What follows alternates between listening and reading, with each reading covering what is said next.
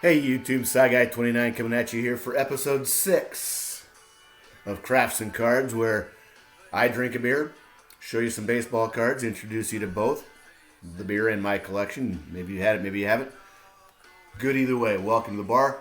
Listen to a little Jerry Jeff Walker today in the bar.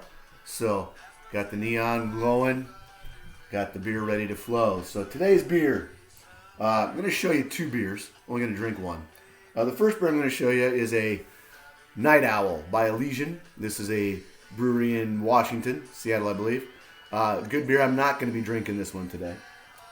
I instead am going to go with this beer. Punikin Ale by Dogfish Head. One of the more famous breweries out there, craft breweries. Milton, Delaware is where they're located. And this beer, to kind of share some of the stats with you, 7% ABV, alcohol by volume, 28 IBUs, so pretty calm beer, not much in the form of bitterness. Comes out in August, usually runs through November. I've never been a huge pumpkin beer fan, and that's what this is. This is a pumpkin ale. Dogfish Head is best known for their IPAs, 60, 75, 90, 120 minute IPA. Now this pumpkin beer does not pour quite as dark as a lot do. The Elysian's a lot darker than this, so I think that kind of helps. Kind of get some, ooh, look at that! Get the Miller through the glass. That's kind of cool. And kind of see what you got going on there. So, let me get a drink, and then we'll get to some cards.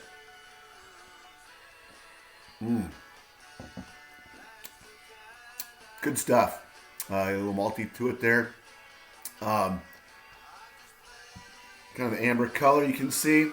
Notes of cinnamon, allspice, nutmeg. It's kind of that pumpkin pie thing. Now, the funny thing when I was researching this beer a little bit is this was actually named after an event they have up by the brewery called Pumpkin Chunkin'. If you ever seen that on the Discovery Channel, I suggest you look it up. It's crazy. It's kind of cool. Love to see that sometime. But Dogfish Head Pumpkin Ale is the beer. Let's get to some cards. Now, I was trying to decide what kind of cards to show today. How can I tie it in? I thought, well, I could go pumpkin heads, guys I don't really like. Nah, that doesn't work. I decided to go with cards of guys that are in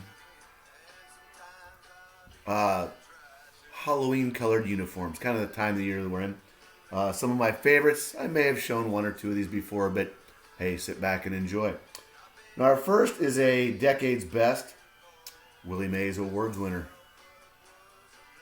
Okay, not much there. Love Willie, though. Always have, always will. Another Willie Mays. This is coming out of the sleeve here. A masterpiece from, is this Gallery? Yeah, from Gallery. Love the pose there. Really. Okay, there's the back. Nice looking card. Another Willie Mays. This is a Gypsy Queen. The Gypsy Queen, I gotta be honest, are really, really growing on me. Just from a kind of a nostalgic looking set. Here's the Champs 60s Topps card there. A little Frank Robinson action. A little Brooks Robinson action. Who else? Oh, Hank Bauer's the other one in there. Okay. Obviously, miscut. This is one of my quick purchases that 99 centers. Another Hall of Famer, a little different. This is Playing Days, a little Whitey Herzog with the Orioles. Okay. And stop that because I need to get to my next. I need to play DJ as well, I guess. That's crazy. Need to skip the ad. I need to pay.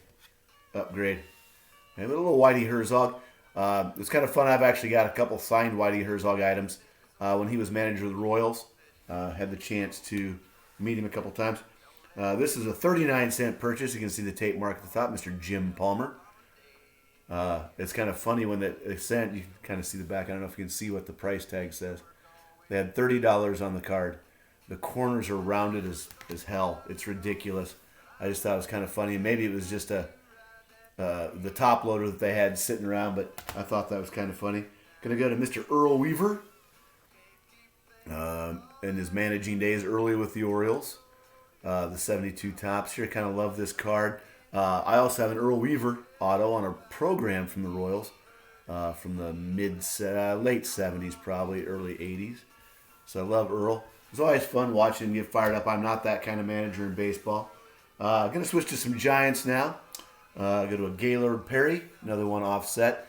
I've been having a lot of conversations.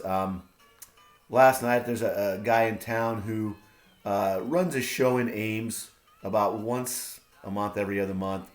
And I was talking to him about some of the sets I'm trying to put together. And he's like, well, what are your qualifications? What do you have to have in the card? And I said, well, I'd like, it presents well is the big thing. And to me, I want to have border on all four sides of the card if it's a card that has borders. And you can see this one just barely has that border there on the side. Kind of coming down the side there. But obviously, it's offset. But I love the card. Okay, I'm not going to get all hung up. I'm not going to go spend 80 times that. And this next one's another good example of that. This is the Willie Mays and Orlando Cepeda Giant Gunners. You can see this is a well-loved card, very rounded corners, almost to the point where someone's rounded them off. Oops, throwing stuff at you.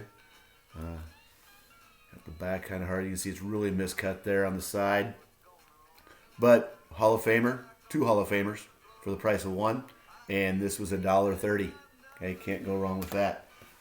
Next is one. Oops, got another Oriole hiding in the back. This is a Juan Marichal. Okay, this one on the other hand is a little better shape. Kind of like the centering on this. Not perfect, still slants a little bit, which these 74s? What are these? I should know that. That's terrible. 74s. Kind of slant sometimes. You can kind of see how it kind of angles. But still, I love that leg kick. I love the pose. Nice and blustery Candlestick Park there, the way it looks. And then we're going to wrap it up with another Jim Palmer. So I hope you've enjoyed Crafts and Cards. Let me know what you're drinking. If you've ever had this beer. Are you a pumpkin beer guy? Or if you're not, what do you like? We'll see if I can get something on where you're around from the country. Here in Central Iowa, the distribution's gotten a lot better. Not always great, but I take what I can get. So I'm always excited when I can get Dogfish Head, something from the East Coast.